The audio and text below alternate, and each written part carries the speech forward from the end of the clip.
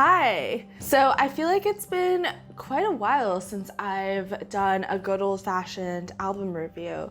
John Baumann is a Texas singer-songwriter, and this is an album that really resonated with me over the past week. I already fangirled a little bit over John Baumann in my Panhandlers album review, but you're in luck because today I have a whole video devoted to me fangirling over John Baumann and his songwriting. So I've loved his music even before the Kenny Chesney cut of Gulf Moon. I'm so hipster. I specifically really like his songs Bible Belt and Midland for creating a sense of place and having really cool specific details. His songwriting is very honest, very descriptive, and kind of clever and funny too. The overarching themes I see in this album, Country Shade, are nostalgia and a longing for the past, the passing of time and noticing how things change over time, and an awareness of your mortality, and an appreciation of home and family.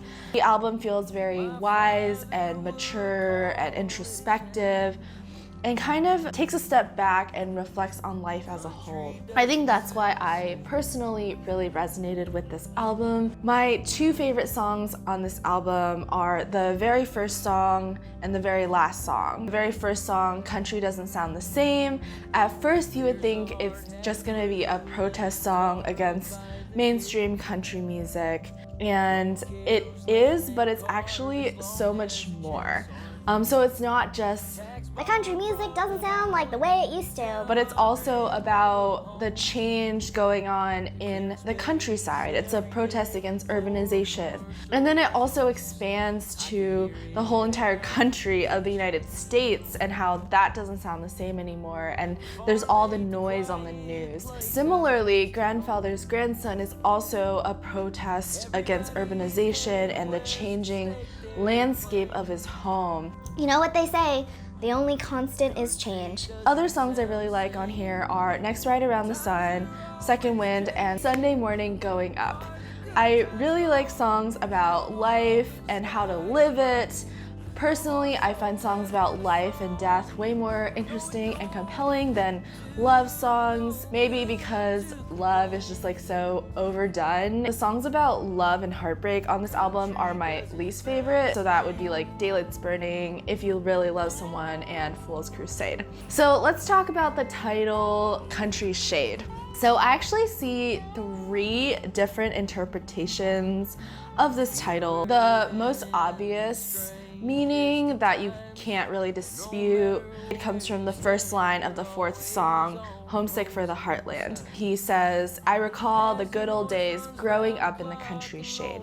So it's literally the shade in the countryside, but it represents nostalgia and home and the past, which is a huge theme on this album. Another interpretation that actually first came to mind for me when I first heard the title of the album was actually him critiquing and throwing shade at mainstream country music. And finally, this one might be kind of a stretch, but you know how shade can mean like color or texture? So I kind of see it as like this is his shade of country music. So I realized that I might be totally overthinking this, so John Baumann, if you're watching, please let me know if all of these were intended or not. All right, let's dive into the songs. As I said, this is one of my favorite songs on the album. Immediately, the title kind of grabs your attention and you're like, huh, this is interesting. Overall, it's about nostalgia and longing for the past. So he starts out mourning the loss of old country music with fiddle and steel, though it is making a comeback, maybe, for the working class, songs that are deep and emotional. Then he expands it in the following verses to mean the countryside, and he describes new construction coming in that's replacing the quiet of the farms. And then he expands it to mean the whole entire United States. I think this feels especially relevant now, where he says, we're living in the strangest of times. No matter where you stand, you're always on opposing sides.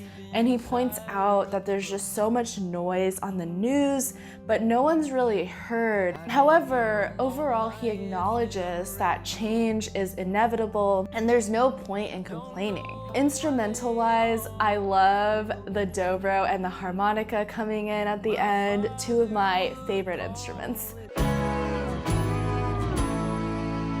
So I'm not quite sure why the song starts out with like weird background noises, but when it does fully come in, this is a beautiful, upbeat, motivational song that contemplates the passage of time and is just full of great life advice that John Baumann seems to be giving himself, but is also giving to others through the song. Once it gets to the chorus, it really acknowledges that time is passing by and you only have so much time left, so you really should make the most of it. He also reminds us to be grateful for everything we have in the present.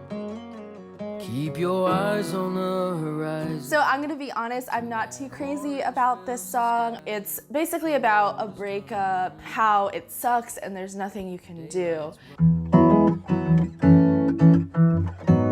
So this is a whole song devoted to the idea of nostalgia for the past. John Baumann says he misses the smell of familiar lately and is craving a simpler life where times are good and folks are kind. The vibe feels very chill and groovy and lighthearted. It feels a little bit poppy, and I could actually see this being played on the radio. So I'm not super crazy about the melody of this song. Like I said, not super into love songs, I've realized. However, I do like the psychedelic, spacey, atmospheric vibe of this song, which is especially enhanced by the echoiness of the pedal steel. This is a love song where he lists out all of the crazy, wild, outlandish things that he would do for love. Here's another song about love, but this time it's about a breakup.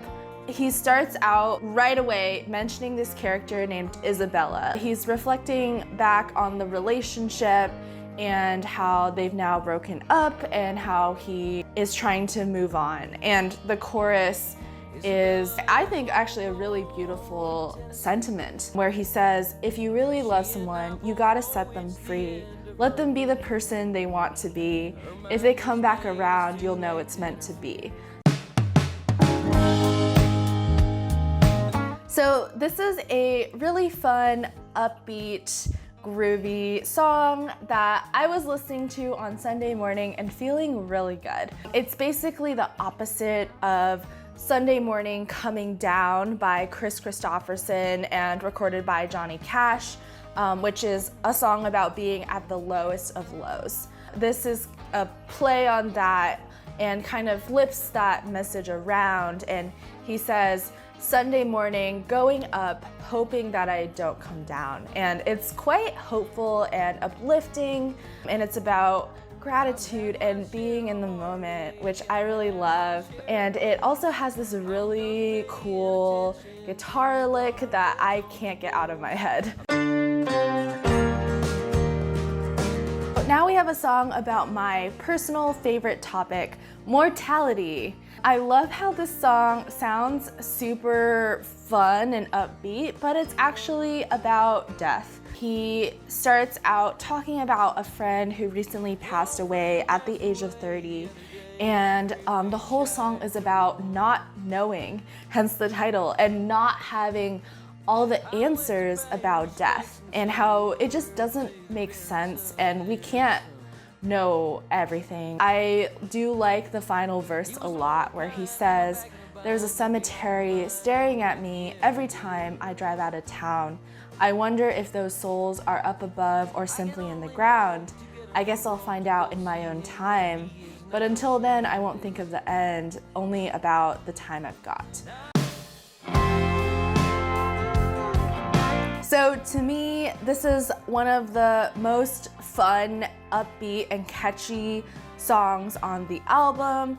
But once you listen to the lyrics, you realize that it's actually quite dark. It's about realizing that life is really hard and being desperately in need of hope and something to lift him back up out of this low place. So it's really this desperate, hopeless crying out for help. This song almost feels like an answer to that crying out, and it provides the hope and energy that he needs. The overall vibe kind of reminds me of the Turnpike Troubadours or American Aquarium. We have another song about mortality, but this time it is a song about trying to heal and mend a broken relationship. It's a song about forgiveness and apologizing. At first, I interpreted it as being about a lover, but I realized it could also be a family member or a friend. And it's this realization that time is running out and holding grudges only leads to sorrow. So let's try to work through our differences and reconcile our relationship. So now we get to our fun party moment of the album, but it's about a very unexpected topic, which is literally the fear of flying. At first, I thought it would be like a metaphor. Nope, it is not a metaphor. It is literally about his fear of flying. But what I really like about this song is that it turns this anxiety, which is something that is probably very uncomfortable and unpleasant, into something that is fun and lighthearted and almost celebrated. He's able to acknowledge how irrational and silly it may seem. My favorite line is, "I know what the statistics show, the likelihood of a crash is low. It's more safe than cars, they say, but I'd rather be in a car all damn day." I always love a good waltz, and I also love a good emotional buildup, and this song has both of those. This song is a protest against urbanization and commercialization, but it's also a statement of loyalty to his family lineage. So it starts out with his grandfather settling down on a piece of land and making something out of nothing. John Baumann basically proudly says, "I'm my grandfather's grandson," and how he will proudly defend his land. I love the climax, I guess, where he says, "Ain't no high-rising cranes, ain't no Dairy Queen chain. I'm my grandfather's grandson." And then there's a pretty epic electric guitar solo. I think it just feels very passionate and triumphant. All right, guys, that is it for this album review. Let me know what your thoughts were on this album, and I will see you in my next video.